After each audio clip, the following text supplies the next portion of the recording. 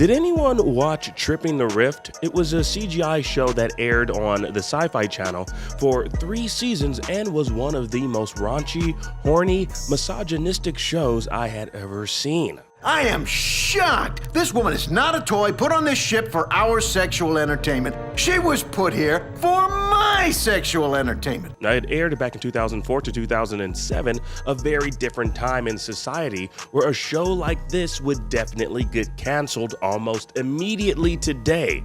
Now, I'm not gonna hold you though, I did like it. I mean, I was a kid though, you know, a growing boy with hormones would eat this kind of show up, and it was a spoof of Star Trek or Star Wars with a sex-addicted captain named Chode. Yet that was his actual name. Yeah, you know, you got a little junk in your trunk. You want to play Army? How do you play that? I salute, and you blow the hell out of me. With metaphorical purple uncircumcised dicks on his head. That's it, I lost my wood.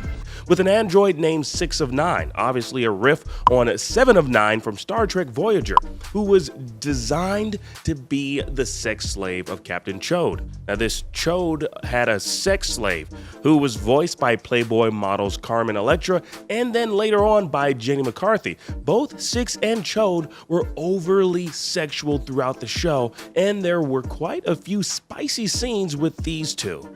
Don't worry, be gentle with her, I will.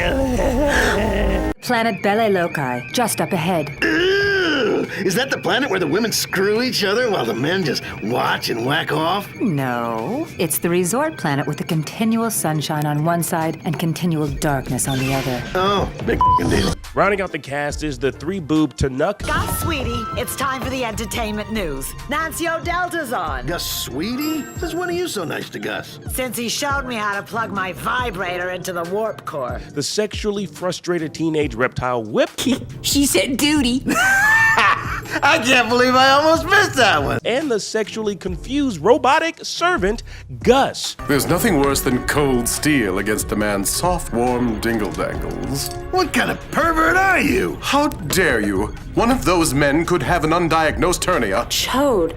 A strong cast that honestly works great together. Then there's the main antagonist, Darth Bobo, who I really got a good kick out of. He was like a cross between Pennywise and Darth Vader. Great voice acting by Terrence Scammell. I only married you because you were knocked up with my brat! So shut your pie hole, bitch, and get off my back! Sorry you people had to see that. It was really good voice acting all around, but going back and rewatching episodes, the writing was so bad and the premises weren't strong at all. Now, keep in mind, this show was made for adults, but with the weak and predictable writing, it seems as though it was made for a much younger audience, which is weird given the overt sexual nature and the partial nudity. This July, from the creators of Tripping the Rift Season 1, comes the highly anticipated Tripping the Rift Season 2.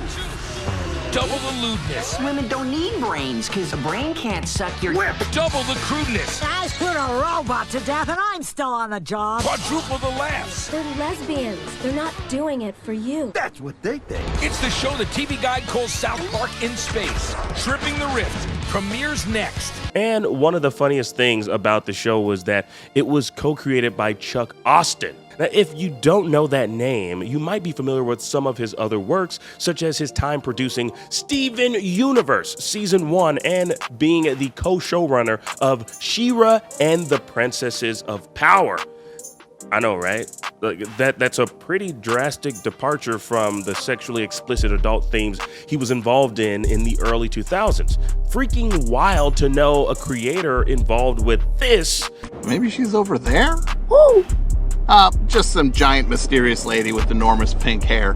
Was also involved with this. Show me the money! Show me the money! How much do I hear for the rights to the TV movie about this great man's life? Then again, you know, it's not like people can't change their edgy edgelord ways for the betterment of conforming to modern times. It happened with Roger Black, who was insult comic Yucko the Clown on the Howard Stern Show. You got M&M's and dark chocolate right here.